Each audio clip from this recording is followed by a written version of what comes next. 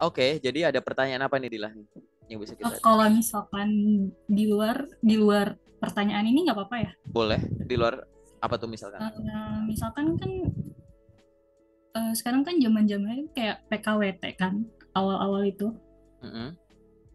Nah, sebenarnya tuh sistem PKWT tuh yang seharusnya gimana kan sekarang kan kayak ada compensation ya, kompensasi tentang kompensasi pekerjaan itu setiap kita tanda tangan kontrak. Mm-mm. Maksudnya kamu pengen nanya sistem tuh maksudnya gimana? Iya sistem PKWT. Jadi tuh kan sebenarnya kan eh, aku ini terbilangnya tuh kayak habis kontraknya ya Mm-mm. di pekerjaan sebelumnya. Nah, cuma masih agak bingung dengan sistem PKWT tentang si kompensasi ini. Oke. Kamu ngomongnya kompensasi itu adalah kompensasi hak kamu nominal gitu? Ah, iya. Oke. Jawabannya adalah aku nggak mau bahas soal ini karena aku bukan ahlinya di sini. Oh, Aku user, aku bukan HR. Daripada nanti salah. oke. Aku pikir tadi mau ngomongin soal apanya, detailnya soal kompensasi ya gitu. Kalau kompensasi Mm-mm. soal apa yang akan dibawa ya nanti disesuaikan dengan yang ada di mungkin kamu udah tahu ya UU ketenaga kerjaannya gimana gitu. Mm. Tapi kalau terkait Cuma dengan ya makanya aku tadi bingung. enggak sih, enggak nominalnya sih, cuma perhitungannya aja tuh maksudnya kayak apakah setelah kita kan habis kontrak itu tetap dapat kompensasi atau emang enggak gitu. Atau emang cuma cuma kita pas tanda tangan kontrak aja. Oke. Nah, apa namanya? Kalau misalkan itu mungkin nanti detailnya kamu tanya sama HR ya. Aku bukan HR gitu. Tapi Mm-mm. kalau misalkan terkait dengan kan kalau misalkan PKWT ini kan terserah nanti masing-masing perusahaannya gitu ya mau diperpanjang apa enggak gitu kan.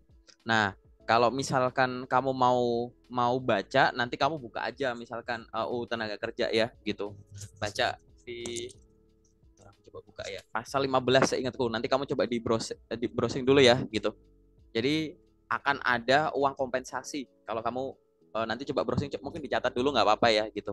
Mm-mm. Gitu. Jadi PKWT itu nanti akan dibagi gitu. Kamu akan di atas 1 tahun atau 12 bulan atau di bawah 1 tahun gitu. Nah nanti kalau misalkan di atas 1 tahun 12 bulan, tapi dia kayak berurutan ya terus menerus ya gitu. Nah nanti akan ada kompensasi kayak gitu.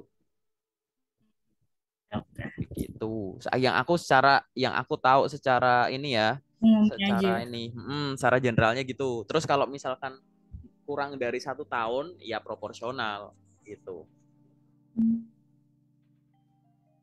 Itu lebih lebih Oke. ke arah sana gitu. Jadi Iya. kalau secara general Kalau lebih ke arah sana gitu.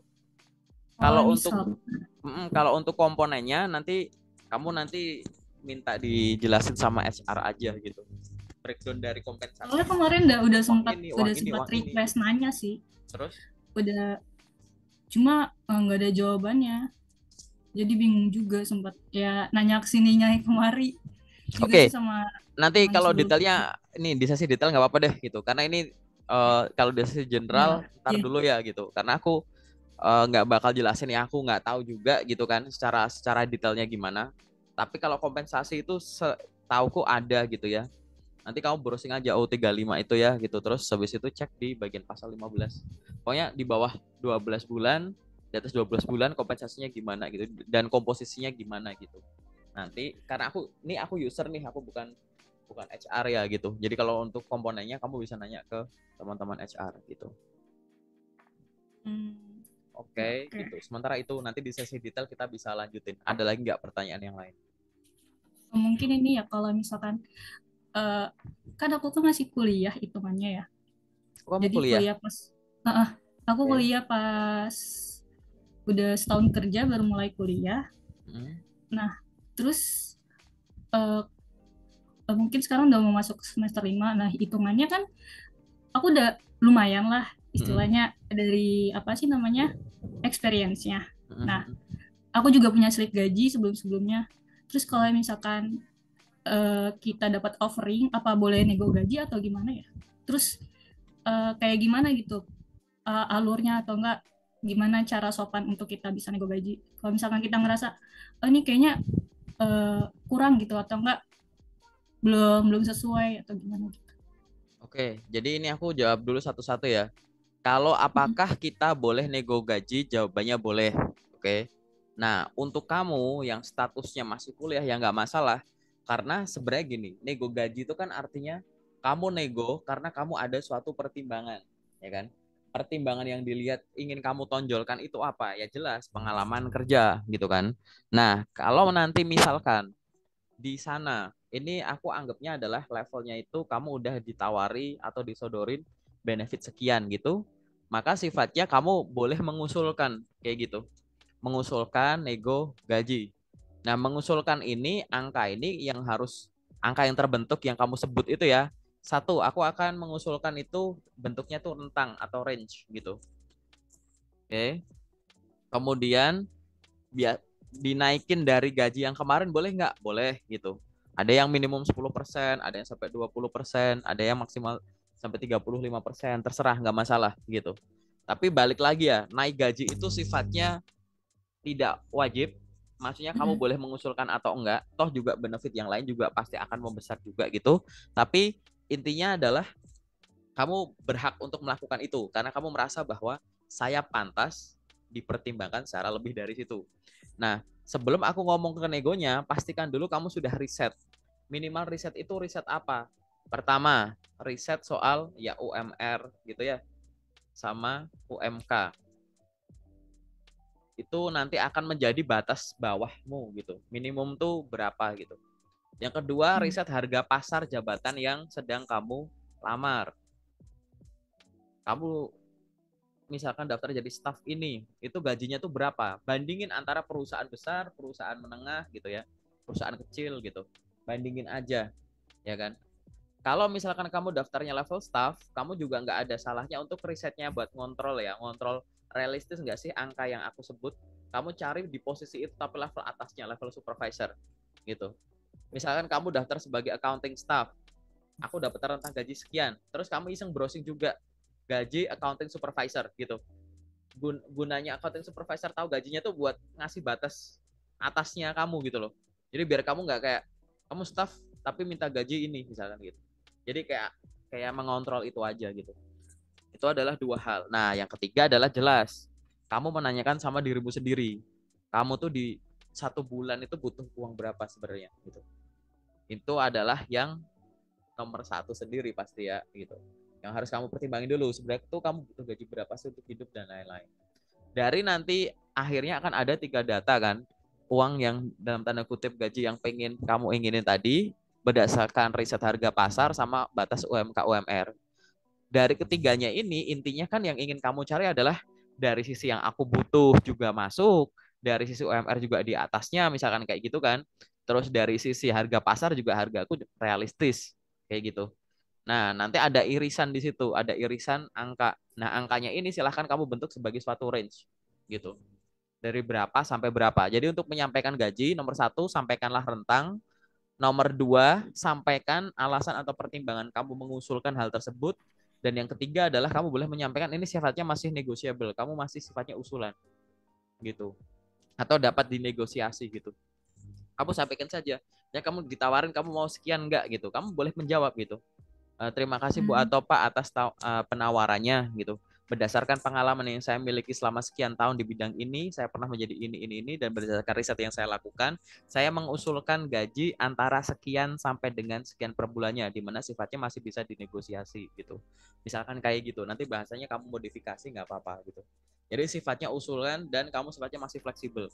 Karena ada yang gaji itu ibaratnya nanti kamu akan menemukan perusahaan yang masih bisa nego, masih bisa gini, ada yang kayak take it or leave it gitu. Kalau nggak mau ngambil segini ya udah skip gitu. Oh iya iya. Tuh, ada yang sifatnya kayak gitu gitu kan. Ada yang sifatnya masih masih bisa dinego kayak gitu.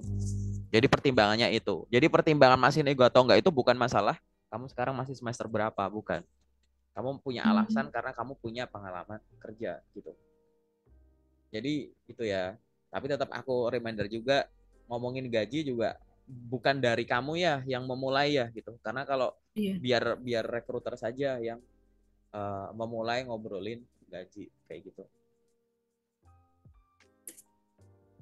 Oke, Oke. ada lagi nggak pertanyaan? Sebentar.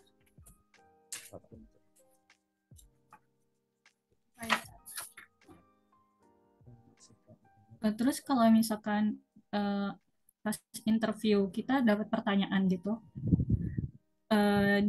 disuruh nanya, kita dapat waktu untuk bertanya. Terus kalau misalkan kita nanya tentang benefit tuh, apa aja sih yang yang boleh diomongin tuh tentang benefit itu? Kayak apa aja? Soalnya kan kalau dari aku sendiri sih biasanya aku nanya benefit itu sih kayak mungkin kayak ada transportnya, atau terus kayak aset aset kantornya itu kita dapat atau enggak, itu kira-kira masih batas wajar nggak ya untuk dipertanyakan? Oke, aku gini ya. Sorry, aku mau ini dulu. Yang tadi kamu tanyakan, aku udah kirim ke WA, nanti dicek ya. Yang aku jelasin tadi, yang soal Oh iya. itu. Tapi nanti aja dibahasnya. Aku cuma mau bilang nanti silahkan dicek. Nah, aku jelasin dulu ya. Ingat gini. Pada saat interview itu adalah momen untuk saling ingin tahu. Aku butuh tenaga kamu dan ilmu kamu untuk di sini. Kamu juga akan melakukan hal yang sama. Nah, kandidat itu ya akan terlihat menarik atau menyenangkan pada saat terlihat Anda itu fokus untuk melakukan kewajiban. Kan ibarat gini, setiap orang, setiap kandidat itu pasti karyawan aja deh. Ada yang namanya kewajiban dan hak gitu. Nah, di interview itu akan lebih menarik kalau kamu itu bahas hal-hal yang sifatnya tuh tanggung jawabmu, sifatnya kewajiban kamu, daripada kebanyakan ngomongin benefitmu. Paham nggak? Jangan sampai kepancing akhirnya kamu, oh, ini anak ngapain sih ngomongin benefit, mulu kerja juga belum. Ini ngapain sih yang ditanya cuma benefit, dapat ini nggak, dapat itu nggak gitu. Tunjukin dulu dong kayak gitu. Ingat ya, kenapa aku ngomongnya kayak begini? Karena ada perusahaan yang orangnya itu nggak seideal itu di interview. Paham nggak? Gitu. Kondisi interview ideal itu tidak bisa dimiliki sama banyak perusahaan. Real aja, realistis aja. Jadi makin sering kamu kok kayak kamu antusias banget ngomongin benefit ini itu, tapi waktu ngomongin yang lain kayak secukupnya ngomongnya, jelasannya juga nggak menarik amat, nggak kayak kandidat yang lain. Nah, nanti mau nggak mau kamu akan dibandingin.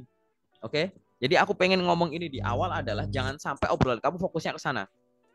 Iya, itu yang satu. Nomor dua, ngobrolin benefit boleh nggak? Boleh, tapi kamu harus ya ngomongnya itu secara elegan, secara halus, secara yang kamu tuh bukan orang yang ngejar duitnya gitu. Jangan sampai nanti kamu dinilai. Aku sering ngomong sama teman-teman itu adalah jangan kayak, kamu tahu ini nggak, odong-odong yang di minimarket itu, yang kalau dimasuki koin terus goyang gitu, gerak gitu, tahu ya? Atau yang di tempat bermain apa yang dimasuki koin terus nah gitu. Jangan sampai kamu kayak mainan koin itu yang hanya bergerak kalau ada uangnya. Aku kasih tahu ya, kalau kamu bahas uang kayak gitu terus, nanti rekruter itu pasti mungkin ada ya yang akan mulai kayak gitu. Jangan jadi orang yang akan dinilai atau punya potensi dinilai hanya akan bergerak kalau ada uangnya gitu. Ini dari tadi senang banget ngomongin kayak begitu gitu ya. Ini aku cuma ngasih kamu batas bawahnya dulu. Jangan sampai kamu menimbulkan kesan itu. Nah, menanyakan benefit boleh nggak? Boleh. Aku senang kalau kamu ngomongnya benefit, karena tidak semua benefit itu nominal. Pada saat ditanya ada pertanyaan lagi nggak, menanyakan benefit nggak? Boleh. Tapi maksudku, menanyakan misalkan dapat uang transport nggak? Boleh kamu menanyakan itu. Tapi kamu udah menanyakan ini dulu belum?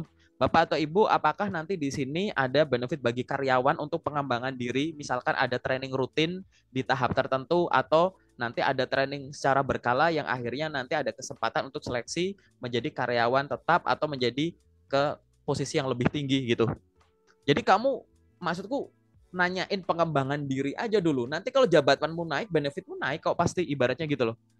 Aku akan mengarahkan ke arah sana gitu. Bukan berarti nanyain soal ada uang makan, uang transport, aset yang dimiliki boleh nggak. Itu nanti tuh perusahaan akan nawarin. Apalagi nanti kalau kamu udah pernah ngelamar sebagai level manager gitu ya, manajerial gitu, di formnya tuh ada tulisan gitu. Ekspektasi gaji, terus apa misalkan benefit lain yang diinginkan apa gitu. Itu tuh pasti ditanya gitu. Cuman itu malah bukan di interview, itu malah di sebelumnya. Jadi di bukan psikotes ya. Jadi nanti kayak kadang kita udah ngumpulin berkas terus sama sana tuh suruh ngisi form lagi gitu ya, kayak nyalin gitu, nyalin ulang CV, nyalin ulang ini gitu. Di situ di formnya ada gitu. Jadi pertanyaan itu tetap boleh ditanyakan ya. Tapi ingat gitu, jangan sampai lupa benefit itu ada banyak. Kalau kamu nanyain ada uang nggak, ada ini enggak, mending kalau saranku adalah Kenapa kamu nggak nanyain penyebab adanya uang gitu?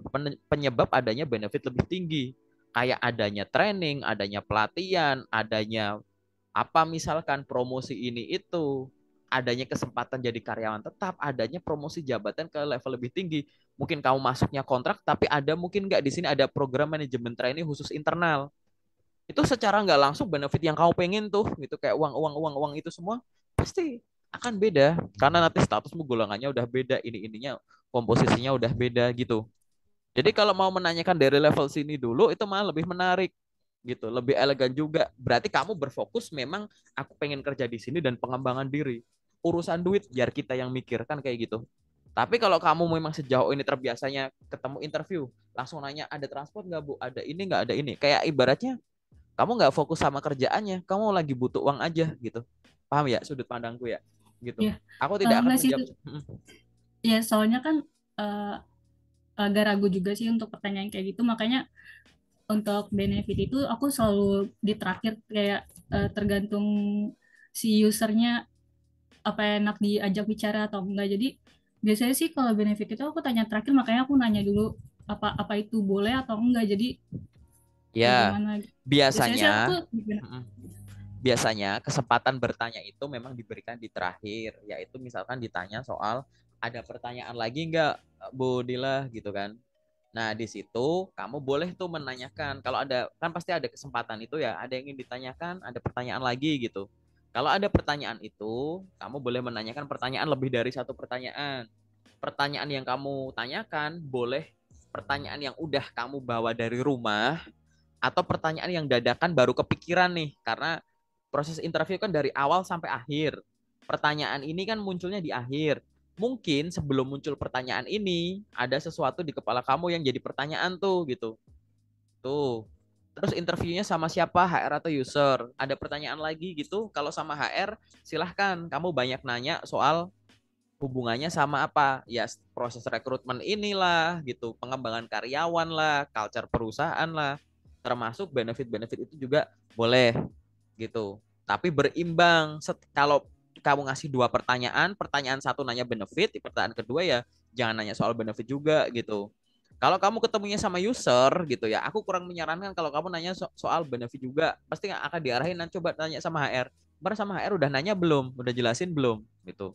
Bisa kayak gitu. Tanya sama user tuh lebih banyak nanya soal hal-hal teknis. User itu mungkin akan menjadi atasan kamu, baik atasan langsung atau atasan tidak langsung. Nah, beliau lebih banyak ya ingin menilai bahwa apa sih kamu tuh sebenarnya sejauh ini ilmunya, keterampilannya udah bisa belum, udah sejauh mana. Aku udah punya tim nih, kalau aku setuju kamu jadi bagian dari timku, kamu bisa menyelesaikan diri nggak? Bisa berbaur nggak sama teman-teman yang udah ada? Bisa ngikuti kecepatan kerjanya nggak? Kayak gitu. Jadi intinya lebih ke arah sana kalau user. Jadi pertanyaannya silahkan dihubungkan dengan hal-hal yang sifatnya lebih ke teknis.